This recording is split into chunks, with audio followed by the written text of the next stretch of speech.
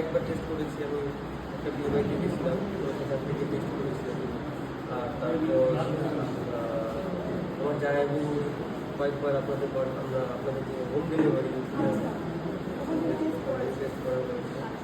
Overall দেখুন, আমার test বা আমার ওয়াইফের টেস্টটা সবচেয়ে বড় কথা না, সবচেয়ে বড় কথা যারা গেস্ট করেছে, এসে খেয়েছে, পরিস্থিতি প্রশংসা করেছে, এটাই আমাদের কাছে মানে একটা অনুষ্ঠান মানে পুরোপুরি আর কি ফুল টুটি, তারপর খাবার দাবার একটু জিনিস সেগুলো থাকবে। তারপরে ওভারঅল একদম খুবই ভালো, সবাই প্রশংসা করেছে, তাই আর কি। দুর্দান্ত খাবার খেয়েছি।